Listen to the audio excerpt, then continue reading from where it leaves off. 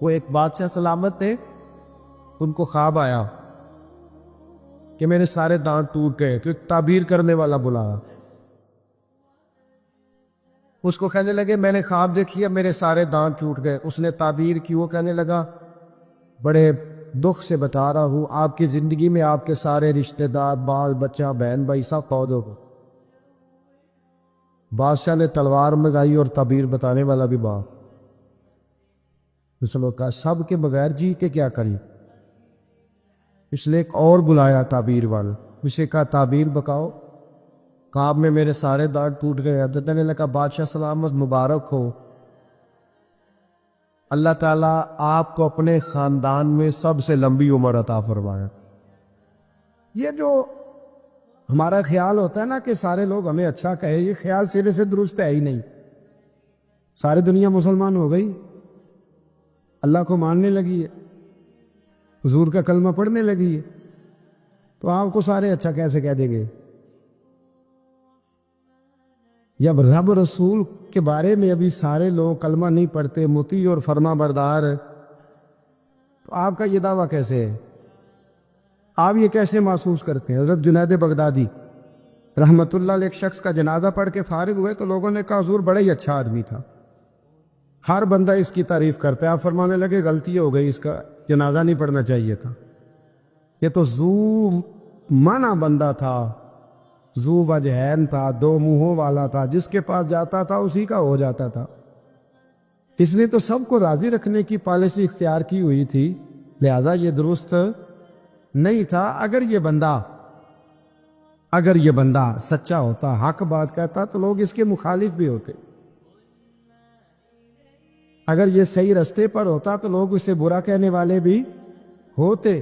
تو چونکہ یہ درست نہیں تھا، باتیں چھپاتا تھا، غلطیاں کرتا تھا، جدھر جاتا تھا اسی کا ہو جاتا تھا، لہذا کوئی اسے برا نہیں کہتا، تو اس کا مطلب یہ ہے کہ یہ حق بات نہیں کہتا تھا۔ حضرت جنید بغدادی خود ایک دن گزر رہے تھے گلی سے، مرید شاگرد عقیدت مند ساتھ تھے،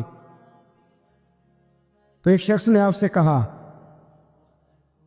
معاذ اللہ ثم معاذ اللہ، کہنے لگا او زندیق، یعنی اے بے دین، او زندیق۔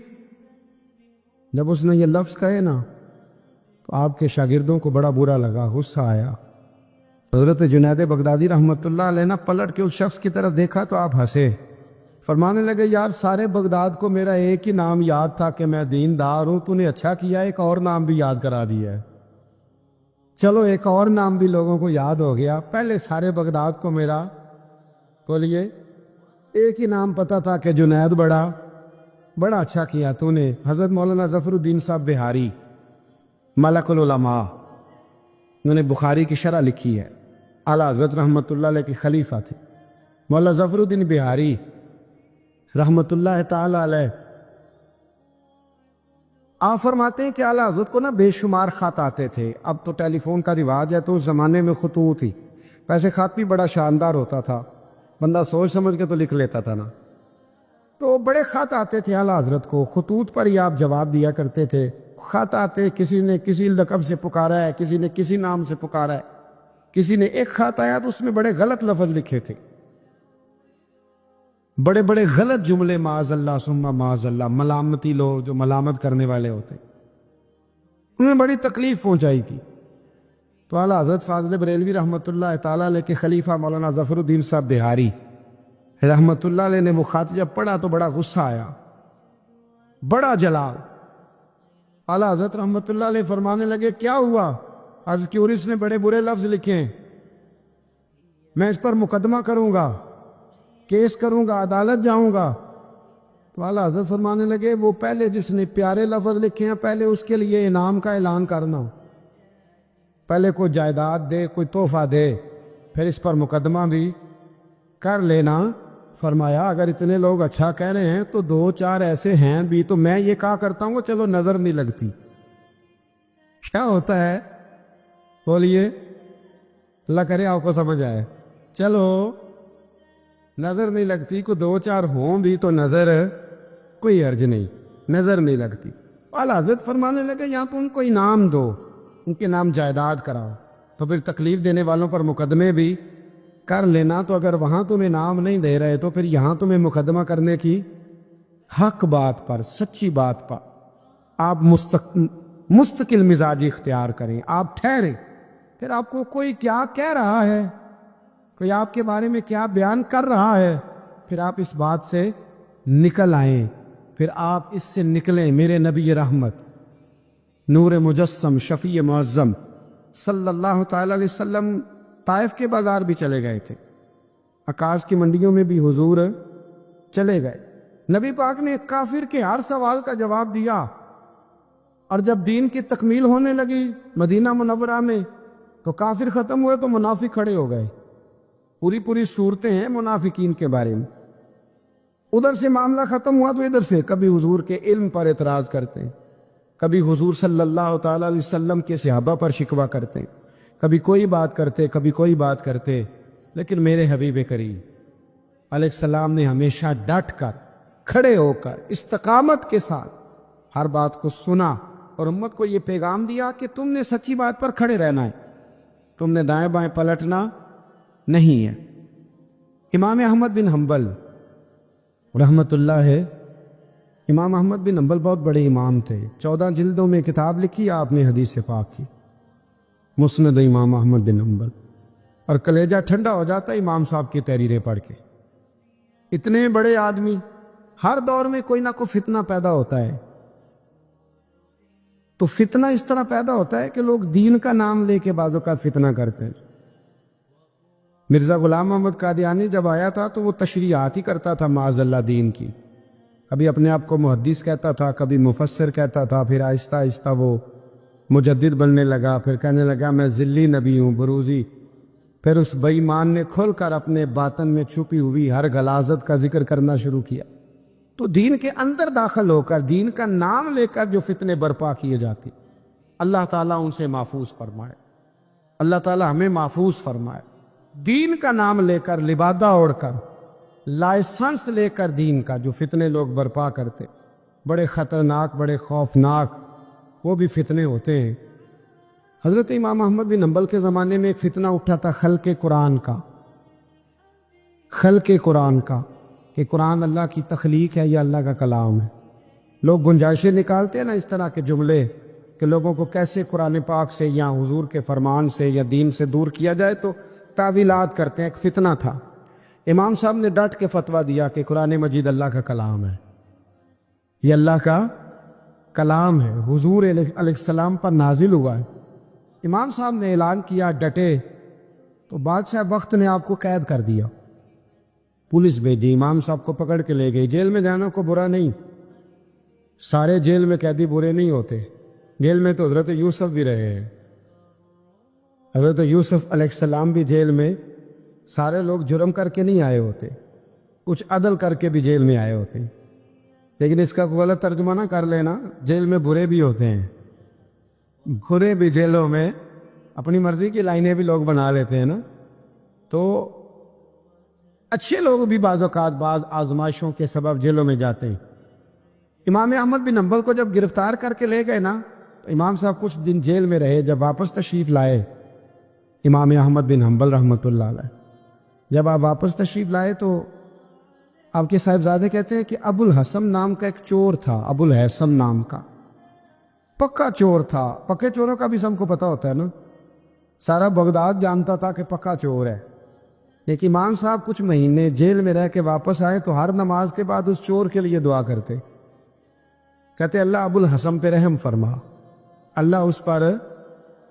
حد ہو گئی حضرت، چور سے ملاقات. اب آپ جیل جائیں گے تو ایسے لوگوں سے ملاقاتیں تو ہوں گی نا، قاتلوں سے بھی، چوروں سے بھی، دہشت گردوں سے بھی، تخریب کاروں سے بھی. امام صاحب کی ملاقات ہو گئی تھانے میں، جیل میں. ہر نماز کے بعد دعا کرتے. آپ کے صاحبزادے کہتے ہیں میں نے ایک دن کہا ابا جی اس چور کے لیے آپ دعا کرتے ہیں تو نماز میں بڑے نمازی شریک ہوتے ہیں، کسی نمازی کا خیال کہیں جاتا ہے، کسی کا کہیں جاتا ہے، تو آپ بتا ہی دیں بات کیا ہے. تو امام صاحب فرمانے لگے یار ہے وہ چور، پر اس نے مجھے ایک بہت بڑی نصیحت کر دی چور نے. ہم تو محدثین اور علماء کی بات نہیں نہ سنتے، تو نصیحت لینے والے کہتے ہیں جہاں سے اچھی بات ملے وہاں سے لے لو. کہتے ہیں چور نے مجھے ایک نصیحت کی. حضور وہ کیا؟ کہتے ہیں جب میں تھانے میں گیا تو وہ بھی تھانے میں تھا، میرے ساتھ ملاقات ہوئی تو کہنے لگا حضور آپ حق اور سچ پہ ہیں، حضور آپ حق اور سچ پہ. کہنے لگا میں چور ہوں، چوری کے الزام میں آیا ہوں، پہلی دفعہ نہیں آیا، کئی دفعہ آ چکا ہوں، بادشاہ اور کوتوال کے ہاں میرا نام درج ہے، کئی دفعہ آ چکا ہوں، میرا ان کے پاس نام درج ہے، یہ مجھے بڑا مارتے ہیں، پر میں برا ہوں تو برائی پہ ڈٹا ہوا ہوں، میں کبھی باز نہیں آیا، یہ مجھے مارتے ہیں، میری ضمانت ہوتی ہے، پھر جاتا ہوں برا کام کرتا ہوں. کہنے لگا حضور اگر میں برے کام پہ ڈٹا ہوں تو خیال رکھنا آپ تو اچھا کام کر کے آئے ہیں، حضور ذرا ڈٹ کے رہنا، دیکھنا ذرا ڈٹ کے رہنا، اس میں کوئی کمزوری نہ دکھانا، تو اچھے کام کے لیے آئے. تو امام احمد بن حنبل فرماتے ہیں مجھے اس کی بات یاد رہ گئی. اس نے مجھے کہا کہ آپ نے پرواہ نہیں کرنی کہ لوگ کہیں گے جیل گئے ہیں تو تھانے گئے ہیں تو کچہری گئے ہیں تو یہ ہوا ہے تو فلاں ہوا، نا نا نا نا، نے ڈٹنا ہے اور ڈٹ کے رہنا ہے. دوستو اس تک لوگ کیا کہہ رہے ہیں، لوگ کہاں کھڑے ہیں، اس کو چھوڑے. آپ یہ بتائیں آپ حق پہ ہیں. شریر کا کام تو شرارت کرنا ہے، جو شریر ہے اس کا کام، سانپ کا کام کیا ہے، ڈسنا، تو وہ تو ڈسے گا، شریر تو شرارت کرے گا چونکہ اس کے مزاج میں شرارت ہے. آپ کو کیا کرنا ہے، آپ کو دیکھنا یہ ہے کہ آپ کا راستہ ٹھیک ہے، آپ حق پہ ہیں، پھر آپ کو شریر کی پرواہ نہیں کرنی، ڈسنے والے کی پرواہ نہیں کرنی، رب رسول کی رضا کی طرف دیکھنا ہے، پھر اللہ اور اس کے رسول کی رضا کی طرف دیکھنا ہے، آگے بڑھنا ہے، جد و جہد کرنی ہے، کام کو جاری رکھنا ہے. ایک سیانہ بندہ ہوتا ہے، وہ دو گروپوں میں صلح کرانا چاہتا ہے، وہ دو گروہوں کے اندر پل کا کردار ادا کرنا چاہتا ہے، قبیلے کے، برادری کے، خاندان کے لوگوں میں لڑائی ہو گئی، جھگڑا ہو گیا. یہ بندہ صلح کرا سکتا تھا، طاقت تھی، اس کو پتا تھا لوگ میری بات مانیں گے، اس نے مداخلت کی، یہ آگے بڑھا. فوراً ایک شخص نے کہہ دیا تیرا کیا لالچ ہے، چودھری بننا چاہتا ہے، تو سردار بننا چاہتا ہے. اب یہ کہتا ہے جناب چونکہ لوگ مجھے برا کہہ رہے ہیں، ان کا خیال ہے کہ میں سردار بننا چاہتا ہوں، لہذا میں نہیں صلح کراتا، لڑے رہو.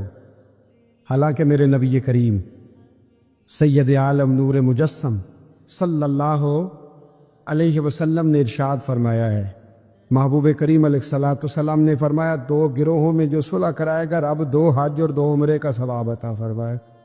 اب اگر اس نے اس لیے صلح کرانی تھی واقعی کہ یہ دونوں گروہ مجھے چودھری مانے، تو پھر تو ایک نے انکار کر دیا کہ میں چودھری نہیں مانتا تو یہ پیچھے ہٹ گیا. تو اگر اس لیے صلح کرانی تھی کہ رب 2 حج اور 2 عمرے کا ثواب دے، تو پھر کوئی اچھا کہے یا برا کہے، اس کو چاہیے یہ آگے بڑھے اور 2 لوگوں کے سروں کو جوڑ دے، صلح کرا دے، اطمینان کرا دے، شعور کرا دے. ہمارے ہاں یہ ہوتا ہے کہ ہم جب یہ دیکھتے ہیں نا کہ لوگ کیا کہہ رہے ہیں، لوگوں کا کیا مطمع نظر ہے، تو ہم بہت ساری کمزوریوں کا شکار ہوتے ہیں، بہت ساری کوتاہیاں کر جاتے ہیں، بہت ساری غلط فہمیاں اور غلط فیصلے ہم سے سرزد ہوتے ہیں. یہ کبھی نہیں سوچنا کہ لوگوں کی یہاں رائے کیا ہے، اچھا کہہ رہے ہیں، برا کہہ رہے ہیں. آپ نے یہ دیکھنا ہے کہ آپ کر کیا رہے ہیں. بنی اسرائیل میں ایک شخص تھا، امام غزالی رحمۃ اللہ علیہ فرماتے ہیں اس کا دل چاہا کہ پتہ تو کروں جنت میں میرا پڑوسی کون ہوگا. اس کو خواب میں بتایا گیا کہ فلاں بن فلاں تیرا جنت میں پڑوسی ہے. اب یہ بڑا عابد تھا، زاہد تھا، عبادت گزار تھا، پرہیزگار، بڑا نیک تھا، بڑا پرہیزگار. یہ سفر کر کے اس کے پاس گیا، اس کو جا کے کہنے لگا میں تیرا مہمان نہ بن جاؤں، 2-3 دن کا بن جاؤ. کہتے میں 3 دن اس کے ساتھ رہا، میں اس سے زیادہ نوافل پڑھتا تھا، زیادہ صدقات و خیرات کرتا تھا، زیادہ عبادات کرتا تھا، وہ تو میرے مقابلے میں کچھ بھی نہیں. 3 دن کے بعد میں آنے لگا تو میں نے اس کو کہا یار میں ایک مقصد کے لیے آیا تھا تیرے پاس. اس نے کہا بتائیے.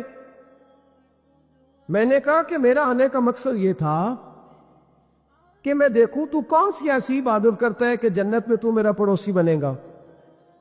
لیکن تیری عبادات ریاضت میں تکبر نہیں کرتا، لیکن میں نے کوئی خاص چیز دیکھی نہیں، کوئی خاص بات ہے تو مجھے بتا دے. تو بندہ کہنے لگا کوئی خاص بات نہیں، ہاں ایک چھوٹی سی عادت ہے میرے اندر، چھوٹی سی عادت. بڑے لوگ کبھی بھی اپنی باتوں کو بڑا نہیں سمجھتے. کہ ایک چھوٹی سی عادت ہے. کہ وہ کون سی؟ تو وہ کہنے لگا اگر شدید گرمی ہونا تو میں نے اپنے رب سے کبھی سردی نہیں مانگی، اور کبھی برف جمی ہونا گلیوں میں تو میں نے اپنے رب سے کبھی گرمی نہیں مانگی. میں سمجھتا ہوں میرا رب مجھے دیتا ہی وہ ہے جو میرے حق میں بڑا بہتر ہوتا ہے.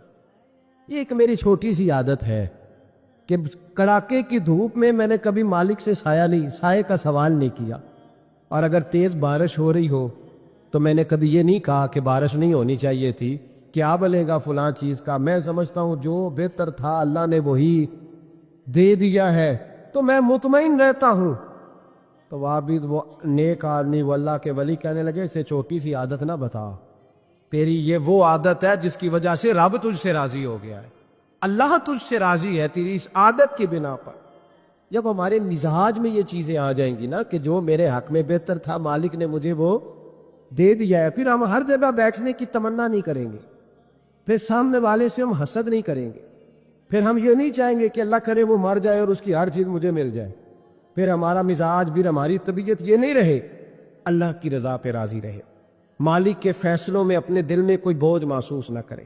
اپنی زندگی اللہ کے فیصلوں دیکھیں نا، جو ماں باپ اللہ نے بڑے اچھے سمجھے وہ ہمارے لیے پسند کیے، وہ اللہ نے ہمارے لیے جو اس نے ہمارے حق میں بڑے، جو بہن بھائی اللہ کرے آپ کو سمجھ آئے، جو بہن بھائی اس نے ہمارے حق میں بڑے اچھے سمجھے وہی بہن بھائی اس نے ہمیں عطا کیے. جس بیوی کو اس نے ہمارے گھر کے گلشن میں بہتر سمجھا اس کو لا کے اس نے ہمارے آنگن میں بٹھایا، اور جو اولاد اس نے ہمارے لیے باعث افتخار سمجھی وہ اولاد اس نے ہمیں عطا فرمائی. حضرت نوح علیہ السلام کا بیٹا کافر ہو گیا، پر کسی جگہ انہوں نے شکوہ نہیں کیا کہ مالک یہ کافر کیوں ہوا.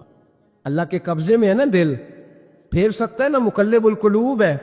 لیکن حضرت نوح نے دعا اللہ کی رضا پر راضی رہے، اپنا مزاج بدلے، تاکہ معاشرے میں یہ جو گھٹن ہے، یہ جو ٹینشن ہے، یہ جو جھگڑا ہے، یہ جو چھینا چھانی ہے، یہ جو ایک دوسرے پر لوگوں کی نظریں ترچھی ہیں، یہ ختم ہو. سمجھیں کہ میرے حق میں جو بہتر تھا مالک نے وہ چیز مجھے عطا کر دی. میں اکثر کہتا ہوں اپنے دوستوں کو، میں کہتا ہوں مجھے ایسے لگتا ہے جو سب سے اچھے ماں باپ تھے وہ اللہ نے مجھے عطا فرمایا، اور جو سب سے بہترین اساتذہ تھے نا ان کا دروازہ اللہ نے مجھے عطا فرمایا، اور جس شیخ جس پیر کو اللہ نے سب سے زیادہ شان عطا فرمائی اس کا دروازہ اللہ نے مجھے دکھایا. اور اس کے بعد اتنے تابع دار شاگرد میں نے کسی کے نہیں دیکھے جتنے مجھے ملے، اور اتنے وفادار پیر بھائی اور مرید میں نے کسی کے نہیں دیکھے جتنے مجھے ملے. میں اس بات پر، اور میں بات اس لیے نہیں کر رہا، میں آپ کو دل کی گہرائی سے بات بتا رہا ہوں کہ یہ عنوان زندگی ہے، یہ روح زندگی ہے. میں کبھی کبھی بڑے ناز کے ساتھ سجدہ شکر ادا کرتا ہوں کہ ایک بہت بڑا خوش نصیب شخص ہو. اب یہ بات صرف سوچنے کی ہے. 100 لوگوں میں سے اگر ان 2 پہ ہی بندہ غور کرے جو نافرمان ہے تو پھر زندگی آگے چل سکتی. تو 98 پر غور کیوں نہیں کرتا؟ تو 98 پر غور کیوں نہیں کرتا؟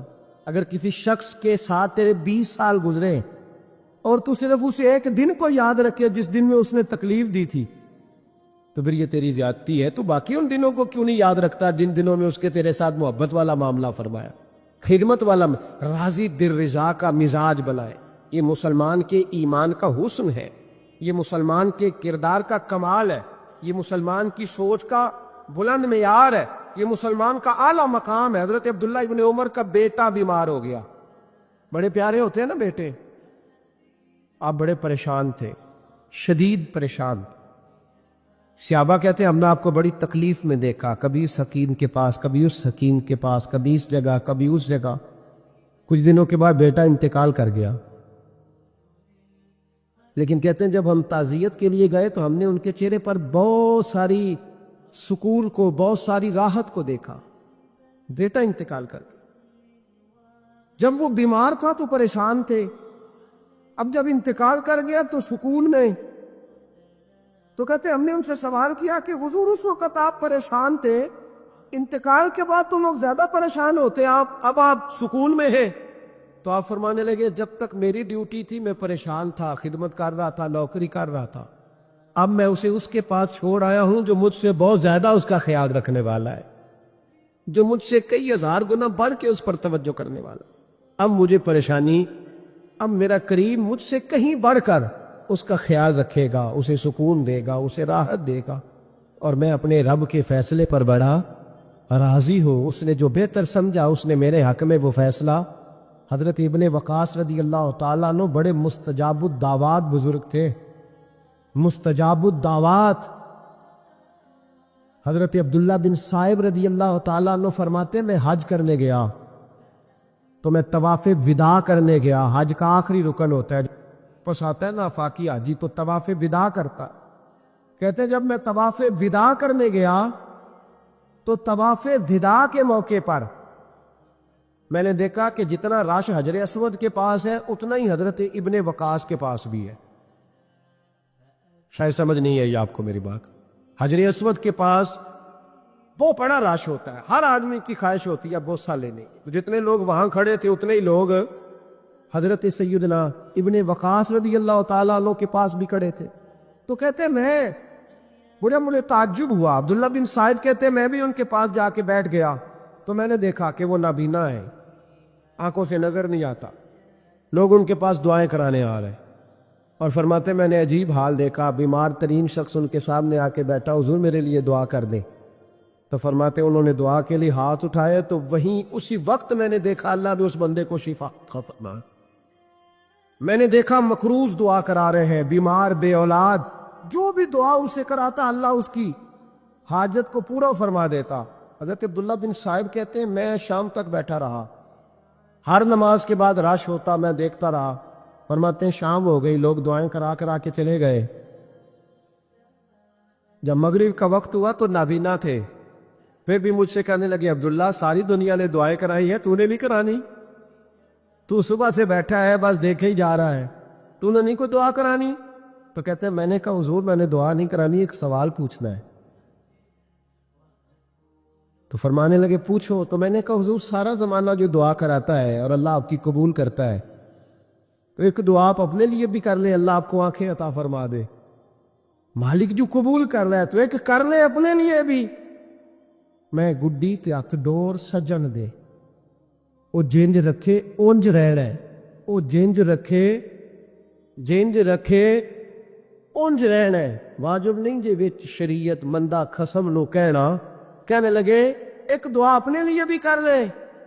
کہتے ہیں جب میں نے یہ کہا تو بن وقاص رو پڑے، اتنا روئے کہ ان کی ہچکی بند گئی. کہنے لگے نا، جب تک رب نے چاہا اس نے مجھے آنکھیں دی، اور اب اس نے بہتر سمجھا کہ میری آنکھیں نہ رہے تو اس نے جو بہتر سمجھا میرے لیے کر دیا. میرا مالک میرے حال سے آگاہ ہے اور میرے مالک کی حکمت ہے، اس نے مجھے جس حال میں رکھا ہے. اور فرمایا اگر اس نے مجھے اس حال میں رکھا ہے تو میں بھی اس حال پہ بڑا ہی راضی ہوں. میں اپنے مالک کے دیے ہوئے اس حال پر بڑا. مسلمان یہ سمجھ لے، اس پیغام کو پلے کے ساتھ باندھ لے. اگر اس نے جلد بازی دکھانی ہے، اگر اس نے بے راہ روی کرنی ہے، اگر اس نے اللہ تبارک و تعالیٰ کے فیصلوں میں مداخلت کرنی ہے، پھر یہ تو ممکن ہی نہیں. یہ ہو سکتا اس لیے کہ اس کی لگامیں کسی اور کے پاس ہیں، اس کے فیصلوں کا اختیار کسی اور کے پاس ہے. اپنے آپ کو اپنے مالک رضی اللہ عنہم ورضوا عنہ ذالک الفوز العظیم. اللہ فرماتا ہے میں ان سے راضی ہوں، وہ مجھ سے راضی ہیں، اور یہ بہت بڑی کامیابی. اپنی زندگی میں اللہ کے فیصلوں پر راضی ہونا سیکھیں، راضی ہونا سیکھیں. رب کریم کے فیصلوں پہ راضی ہونے کی عادت بنے گی تو ایمان مضبوط ہوگا. حضرت ابو بکر صدیق نے پانی مانگا تو لوگوں نے دودھ دیا، فرمایا پیچھے کرو. ابو بکر نے نعمتیں چھوڑ دیے. اب ابو بکر وہ والا کام کرتا ہے جو رسول پاک نے کیا ہے.